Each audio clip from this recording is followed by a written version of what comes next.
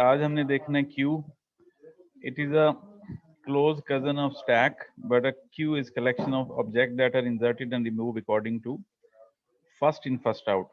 Almost similar data structure है, लेकिन ordering का यहाँ पे फर्क पड़ जाता है. यहाँ पे क्यू में हम जो प्रिंसिपल फॉलो करेंगे उसको हम कहते हैं first in first out principle या फीफो प्रिंसिपल, जबकि स्टैक में हम जो है वो लीफो प्रिंसिपल फॉलो कर रहे थे, लास्ट इन फर्स्ट आउट. अब क्यू जो है उसका उर्दू तर्जुमा होता है कतार. जब आप जैसे कि आपने फीस सबमिट करानी है या बैंक में जैसे कतार लगी हुई होती है, तो सबसे आगे जो पर्सन होता है उसकी बारी सबसे पहले आती है, जो सबसे लास्ट में आता है उसकी बारी सबसे बाद में आती है. तो इसी तरह से जो क्यू है इसमें फर्स्ट इन फर्स्ट आउट है. जो सबसे पहले क्यू में इंसर्ट होगा उसी को ही हम सबसे पहले रीड करेंगे, और उसके बाद जो आया उसको दूसरे नंबर पर रिपीट करें, यानी रीड कर सकते हैं, और एंड सो ऑन. तो नंबर एक तो ये बात आपको क्लियर होनी चाहिए कि क्यू जो है it is based on first in first out principle. और ये फैक्टोरियल रिप्रेजेंटेशन आपको यहाँ पे नजर आ रही है. कंप्यूटर साइंस में इसकी बहुत सारी, जैसे कि स्टैक की मैंने एग्जांपल के तौर पे बताया था, तो क्यू की भी बहुत सारी एप्लीकेशंस हैं. टिकट्स जनरेट होती हैं जैसे, और कॉल सेंटर जैसे कॉल आपको जैसे हेल्पलाइन कॉल्स हैं, तो वहाँ पे बहुत सारी calls at the same time receive होती हैं बेसिकली. तो वो उसकी भी क्यू बना दी जाती है इंटरनली प्रोग्रामिंग के थ्रू, के जो सब पहले आई है उसकी जो है कनेक्टिविटी पहले करवाई जाती है, और जो बाद में कॉल आई है उसकी कनेक्टिविटी बाद में कराई जाती है. तो जो सबसे बाद में जिसने कॉल की उसको ज़्यादा वेट करना पड़ेगा एज कम्पेयर टू जो सबसे पहले आया है. और इस तरह की बहुत सारी सिचुएशन जहाँ पे आपको ये ज़रूरत है कि जो आपका डाटा है वो एक क्यू वाले ऑर्डर के साथ रीड हो, तो आप क्यू डाटा स्ट्रक्चर यूज़ करेंगे.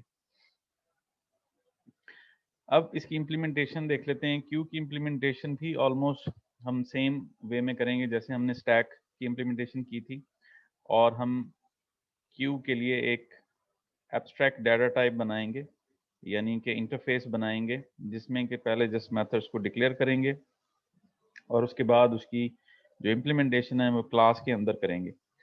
क्यू में दो मेथड मेन हैं क्यू डाटा स्ट्रक्चर में. इन क्यू मेथड है और डी क्यू मेथड है. इन क्यू जो है वो बेसिकली ऐड करता है या इंसर्ट करता है एलिमेंट को बैक ऑफ द क्यू में, और डी क्यू जो है ये रिमूव करता है और रिटर्न करता है first element from the Q, और नल रिटर्न करेगा अगर क्यू जो है वो एम्प्टी है. जैसे स्टैक में हमारे पास पुश और पॉप मेथड थे, तो यहाँ पे दो जो मेन मेथड हैं इन क्यू और डी क्यू, इनके नाम हमने रखे हैं. फिर कुछ एडिशनल मेथड्स हैं जिसमें फर्स्ट है जो कि just first element of the Q return करेगा और नल रिटर्न करेगा अगर क्यू एम्प्टी होगी. साइज है जो क्यू का साइज रिटर्न करेगा, और इज एम्प्टी जो बुलियन इंडिकेट करेगा ट्रू फॉल्स की फॉर्म में कि क्यू एम्प्टी है या नहीं है. फर्स्ट सेम है जैसे हमने स्टैक के अंदर टॉप मेथड बनाया था. ठीक है, ये 5 मेथड हैं. इसका हमने इंटरफेस क्रिएट कर लेना है जिसका नाम क्यू रखा, और आगे एंगल ब्रैकेट में ई है जिसका मतलब कि जेनेरिक मैं डाटा टाइप बनाना चाह रहा हूँ क्यू की. और इसके अंदर ये पांचों मेथड्स डिक्लेयर कर दिए मैंने. इंट साइज, यानी साइज जो है मेथड ये इंट रिटर्न करेगा, जो कि एक वैल्यू होगी कि कितना साइज है उस वक्त क्यू का. इज एम्प्टी बुलियन रिटर्न करेगा. इन क्यू जो फंक्शन है ये रिटर्न कुछ नहीं करेगा, तो हमने वॉइड लिख दिया, लेकिन एक पैरामीटर है, यानी जो वैल्यू हमने इंसर्ट करनी है क्यू के अंदर वो ई डाटा टाइप की होगी, तो ई डाटा टाइप और स्मॉल ई उसका वेरिएबल नेम रख दिया. फर्स्ट और डी क्यू ये रिटर्न करेंगे. डी क्यू रिटर्न भी करेगा, रिमूव भी करेगा, जबकि फर्स्ट जो मेथड है वो रिटर्न करेगा ओनली एलिमेंट जो है, और पहला एलिमेंट रिटर्न करेगा. डी क्यू भी फर्स्ट एलिमेंट रिटर्न और रिमूव करेगा, क्योंकि क्यू में फर्स्ट इन फर्स्ट आउट वाला प्रिंसिपल है, जो पहले आएगा वही पहले रीड होगा. ओके नेक्स्ट, ये 240 नंबर पेज पे ये टेबुलर फॉर्म में इसकी एग्जीक्यूशन दिखाई हुई है सारी, जैसे स्टैक की भी दिखाई हुई थी कि इन क्यू मेथड कॉल करें तो फिर क्यू की शक्ल क्या होगी, in Q size D Q is empty, तो ये कॉल करते जाएं तो रिटर्न क्या होगा, और क्यू की करंट फॉर्म में क्या तब्दीली आएगी आपको लास्ट कॉलम में नजर आ रहा है. ये इजी सा है, ये आपने पढ़ लेना खुद ही. अच्छा, फिर ये स्टैक के केस में भी एक कंपैरिजन किया हुआ था कि जावा में एक क्यू इंटरफेस पहले से भी बना हुआ है, तो एक हम खुद बना रहे हैं, तो इसका कंपैरिजन किया था। तो अगेन ये कंपैरिजन हमने नहीं करना। स्टैक के केस में भी मैंने स्किप कर दिया था, और यहाँ क्यू के केस में भी मैं स्किप कर रहा हूँ, तो इसको हमने नहीं करना। ठीक है, हमने सीधा जाना है अरे बेस क्यू इम्प्लीमेंटेशन पे। तो अरे की जो अरे बेस क्यू इम्प्लीमेंटेशन है, जैसे स्टैक की हमने अरे बेस की थी, और अगेन वही सेम दोनों सिनेरियोज हैं कि हम क्यू की इम्प्लीमेंटेशन भी हम लिंक लिस्ट से भी कर सकते हैं और अरे से भी कर सकते हैं। और वही जो इसके बेनिफिट्स हैं, ड्रॉबैक हैं, अरे का बेनिफिट ये है कि ये फास्ट डाटा स्ट्रक्चर है और इजी टू हैंडल है, जबकि लिंक लिस्ट जो है वो थोड़ा सा स्लो हो जाता है, क्योंकि उसमें फिर एड्रेसेस का ओवरहेड आ जाता है, एड्रेसेस स्टोर होते हैं और ऑब्जेक्ट्स क्रिएट होते हैं। तो लेकिन उसमें फिर फ़ायदा ये है कि आपके पास साइज़ की लिमिटेशन नहीं होती, जो कि अरे के केस में आपके पास साइज़ की या फिक्स लेंथ की लिमिटेशन होती है।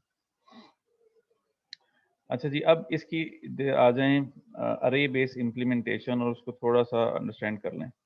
पहले मैं आपको कोड दिखा दूं।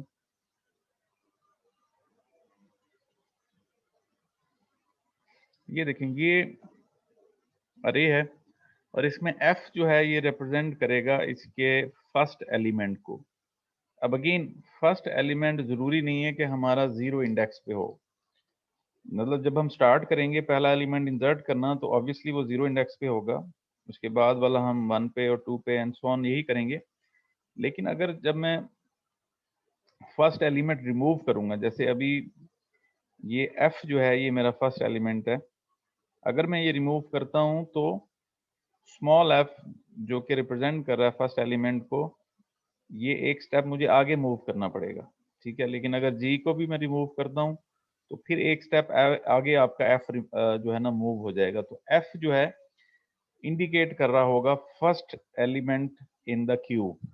ठीक है, और ये जरूरी नहीं है कि ये 0 इंडेक्स हो। स्टार्ट में तो 0 इंडेक्स होगा, लेकिन अगर मैं रिमूव कर दूं 2-3 एलिमेंट्स जो है अरे के अंदर से, और रिमूव इसके जो है वो फर्स्ट इन फर्स्ट आउट है, तो वो फर्स्ट फर्स्ट वाले ही रिमूव होंगे। तो अगर मैं रिमूव कर दूंगा तो फिर फर्स्ट जो एफ है, स्मॉल एफ की जो वैल्यू है, ये इंडेक्स रिप्रेजेंट कर रहा है जो फर्स्ट एलिमेंट का, ये 0 से आगे 1 2 3 कोई भी हो सकता है, डिपेंड ऑन कि आपने कुछ एलिमेंट्स को क्यू में इंसर्ट किया और उसके बाद रिमूव भी कर लिया, तो ये एफ जो है ये आगे मूव कर जाएगा। एफ बेसिकली स्मॉल एफ जो है ये वाला, ये रिप्रेजेंट कर रहा है क्यू के फर्स्ट एलिमेंट के इंडेक्स को। जैसे स्टैक के केस में टी रिप्रेजेंट कर रहा होता था टॉप को, स्टैक के टॉप को, तो यहाँ पे एफ जो है स्मॉल एफ, ये रिप्रेजेंट कर रहा है जो first element in the Q, उसके इंडेक्स को। ठीक है, एक तो ये चीज आपने समझनी है। दूसरा इसमें एक कॉन्सेप्ट यूज हो रहा है, यूज अरे एंड यूज एन अरे सर्कुलरी। सर्कुलरी से क्या मुराद है, ये देखें, अब F G K L M N O P यहाँ पे इंसर्ट हुआ हुआ था।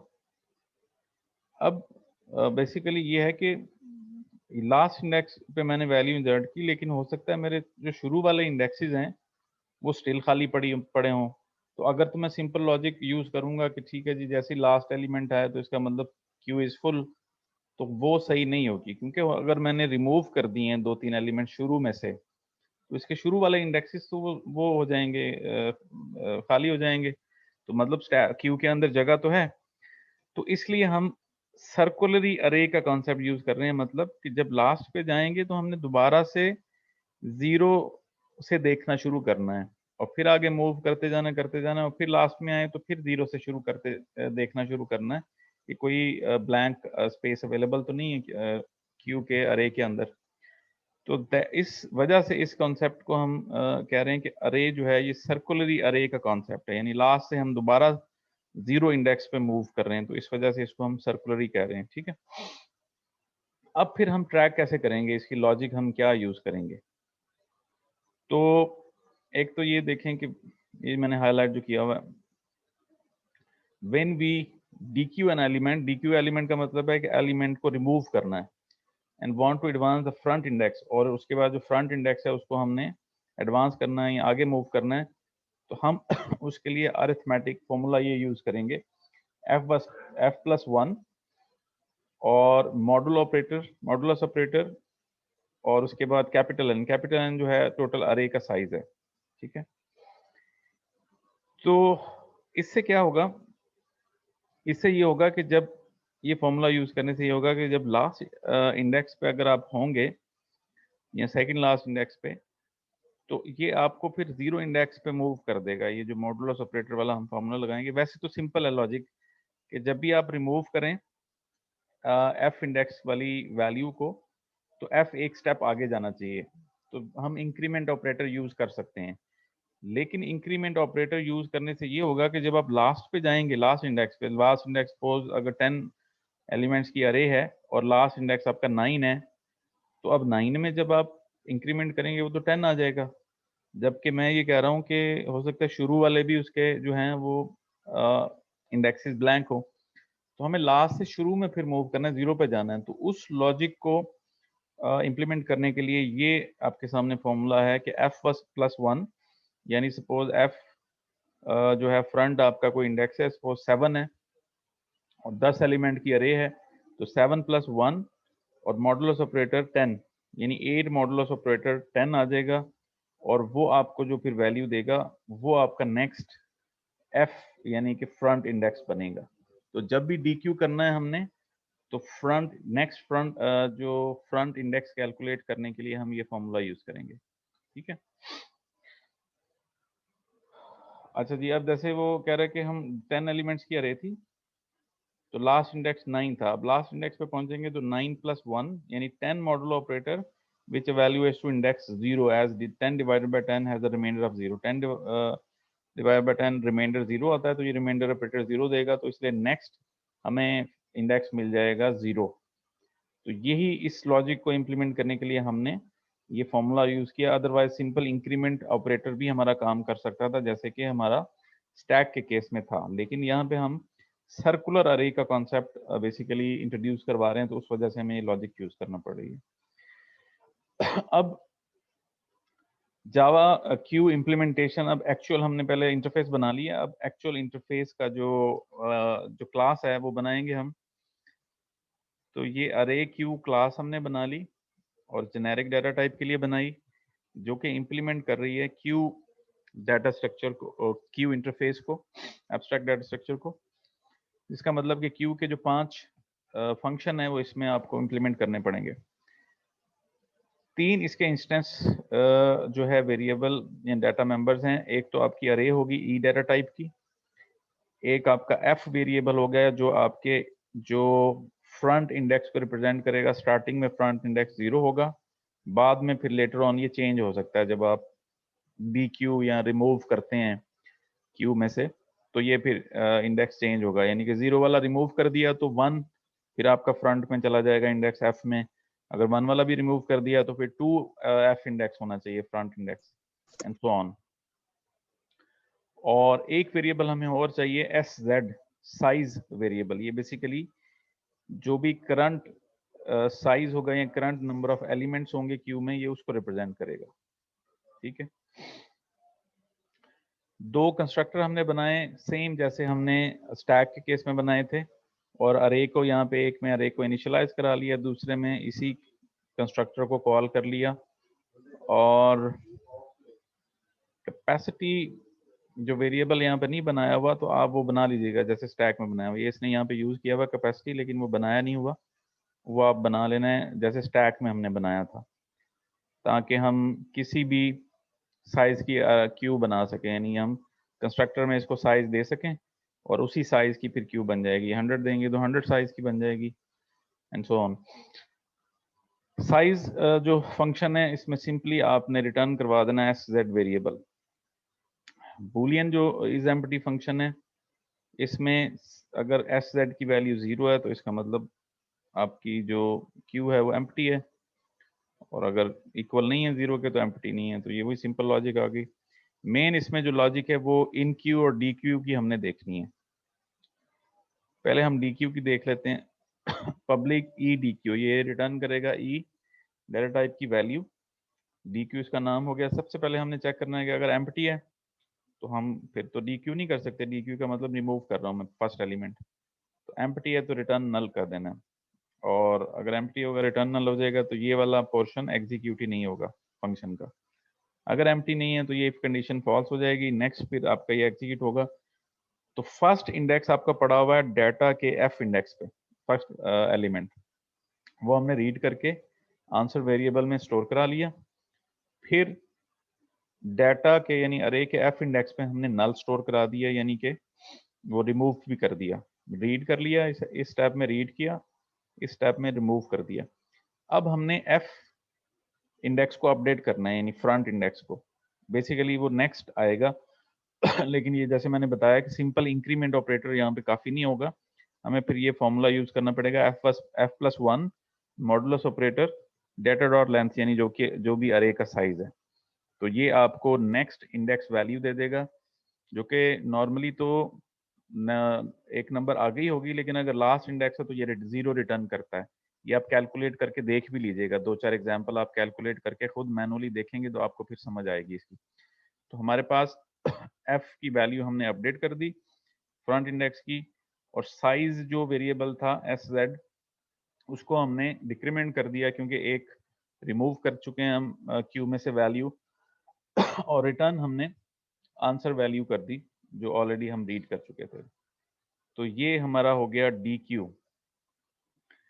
और जो फर्स्ट एलिमेंट है, फर्स्ट फंक्शन है, ये सिंपल है कि इसमें अगर क्यू एम्प्टी है तो नल रिटर्न करना है, अदरवाइज आपने जो डाटा अरे थी उसका एफ इंडेक्स पे जो भी वैल्यू पड़ी हुई थी वो रिटर्न कर देनी है, क्योंकि फर्स्ट फंक्शन जस्ट रिटर्न कर रहा है, रिमूव नहीं कर रहा।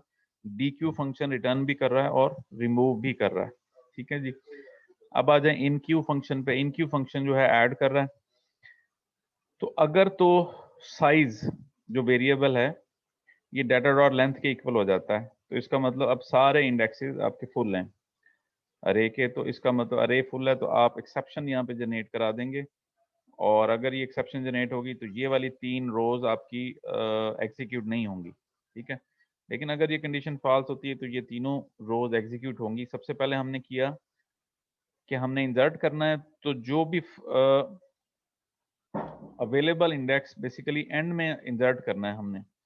तो फ्रंट भी हमें फ्रंट भी कोई भी वैल्यू हो सकती है, एफ में 1 2 3 4 5 6 कोई भी इंडेक्स वैल्यू हो सकती है, और साइज जो है वो भी डिफरेंट होगा आपका। साइज से मुराद के इस वक्त करंटली कितने एलिमेंट्स क्यू के अंदर जो हैं वो स्टोर हैं। f प्लस जेड जो है, इन दोनों को हम ऐड करेंगे, f और एस जेड को, और उसके बाद इसको हम मॉडुलस ऑपरेटर लगा के डाटा डॉट लेंथ यानी जो टोटल अरे साइज है उस पे आप बेसिकली रिमाइंडर ऑपरेटर लगा देंगे। तो जो वैल्यू मिलेगी वो आपका इंडेक्स आपको मिल जाएगा जिस पे आपने क्यू के एंड में डाटा स्टोर कराना है, जो भी अभी आपको मिल रहा है इन क्यू कराना है हमने। तो एफ आपका फ्रंट इंडेक्स है, एस जेड आपका वेरिएबल है जो कि बता रहा है क्यू में इस वक्त कितने एलिमेंट हैं, 2 3 4 जितने भी हैं। ये दोनों को जमा करके आप रिमाइंडर ऑपरेटर अप्लाई करेंगे किसके साथ, जो टोटल अरे का साइज है। तो आपको इंडेक्स मिल जाएगा जिस पे आपने क्यू की ये वाली वैल्यू इंसर्ट करानी है। अगेन ये भी आप कैलकुलेट करके खुद देखेंगे। कोई भी एग्जांपल ले लें कि 10 साइज की अरे है, उस एफ आप एफ की एग्जांपल ले लेंगे। एफ इस वक्त सपोज 2 इंडेक्स पे है, साइज इस वक्त 3 है या 4 है, कोई भी सपोज कर लें, और वहाँ पे अरे आप बना के पेज पे, तो फिर आप इसको कैलकुलेट करके देखेंगे तो आपको फिर आइडिया होगा ये लॉजिक कैसे काम कर रही है। तो ये जो आंसर देगा वो बेसिकली आपका इंडेक्स होगा जहाँ पे आपने ये डाटा एलिमेंट जो कि एज ए पैरामीटर मिल रहा है इसको स्टोर कराना है। तो डाटा और अवेलेबल इंडेक्स आपको ये अवेल वेरिएबल में मैंने मिला हुआ था, उसमें स्टोर कराया हुआ था। तो डाटा के अवेल इंडेक्स पे मैंने ये ई वैल्यू जो एज ए पैरामीटर मुझे मिल रही थी वो मैंने स्टोर करा दी, और चूंकि अब एक वैल्यू स्टोर हो गई है तो साइज जो वेरिएबल था उसको मैं प्लस प्लस यानी इंक्रीमेंट कर लूंगा। तो ये इन क्यू मैथड इस तरह से काम करेगा आपका। तो ये इसकी इम्प्लीमेंटेशन होगी। उसके बाद आपने इसको फिर मेन फंक्शन में ये मेन मेथड में आपने फिर इसका ऑब्जेक्ट बनाना है, जैसे स्टैक का बनाया था इसी तरह अरे क्यू का ऑब्जेक्ट बना के ये सारे फंक्शन कॉल करके डिफरेंट आउटपुट्स आपने डिस्प्ले भी करानी है। जी यहाँ तक क्वेश्चन किसी का है तो पूछ लें, माइक ऑन करके पूछ